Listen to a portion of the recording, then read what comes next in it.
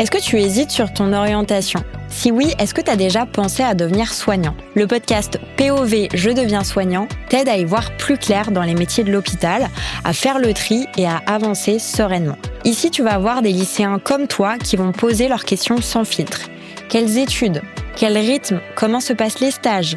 À quoi ressemble le quotidien à l'hôpital ? Et des étudiants vont y répondre. Des étudiants des écoles et des instituts de formation paramédicaux qui sont tout juste passés par ces étapes vont partager leur vécu, leurs conseils, leurs galères aussi et leurs réussites. Alors, prêt à les écouter ?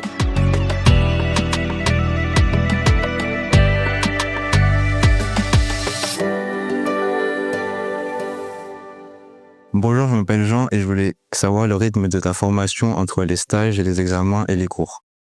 Donc c'est une formation en 3 ans, équivalence licence, peu importe les écoles, je pense. Donc du coup, première année, on est sur du 70% de l'année, du coup on est sur les cours théoriques, et du 30% en stage, avec des stages qui durent 3 semaines à peu près, au sein du service dans lequel on est attribué. Deuxième année, on est plutôt sur du 50-50, 50% de stage, 50% de cours théoriques, avec des stages qui sont un peu plus longs, d'1 mois par stage du coup, dans des lieux d'ailleurs, dans des services différents, c'est important de le dire, on change tout le temps de service. Selon les thématiques. Exactement, pour valider les matières.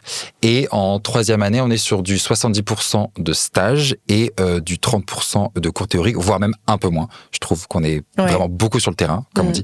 Je trouve que c'est hyper important d'avoir de bonnes connaissances déjà sur ce qu'on apprend en cours, pour pouvoir du coup être à l'aise en stage. Je sais pas trop toi comment tu as géré ça, mais c'est vrai que moi je suis d'accord avec toi dans le sens où c'est important du coup. La première année on va vraiment tout ce qui est théorique, donc on va voir l'anatomie, on va voir la physique, l'hygiène. On a vu beaucoup d'hygiène, beaucoup de TP d'hygiène, de TD d'hygiène qui vont du coup nous permettre une fois sur place de bien anticiper la chose et aussi sur l'accompagnement du patient.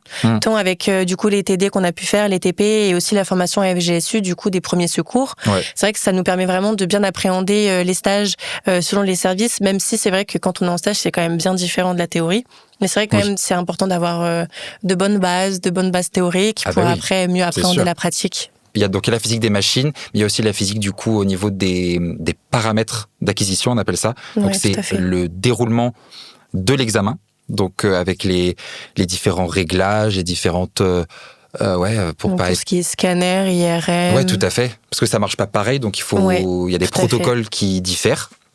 Et donc il faut les connaître par cœur. Puis aussi beaucoup sur la prise en charge du patient. Oui. Je sais pas si même sur la sécurité en général, on a quand même des cours là-dessus. Oui, c'est vrai qu'on a par exemple des cours de radioprotection parce qu'on est quand même face à des rayonnements et il faut qu'on ait justement des paramètres de sécurité pour prendre vraiment correctement en charge les patients mais aussi pour nous. C'est super important.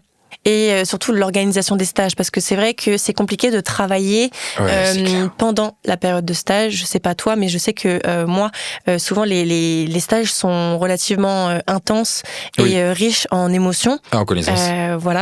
Et donc c'est vrai que et puis ça dépend de nos horaires aussi, parce que parfois on est du matin, on peut faire par exemple 7h30, 15h ou même commencer à 6h et on peut être de garde, donc le soir à partir de 13h jusqu'à 20h ou 21h. Donc c'est vrai que trouver un équilibre pour travailler à côté de ça, c'est vrai que c'est compliqué parce que on est vraiment là dans la vie active, dans l'hôpital et on est vraiment confronté à tout le stress hospitalier, quoi.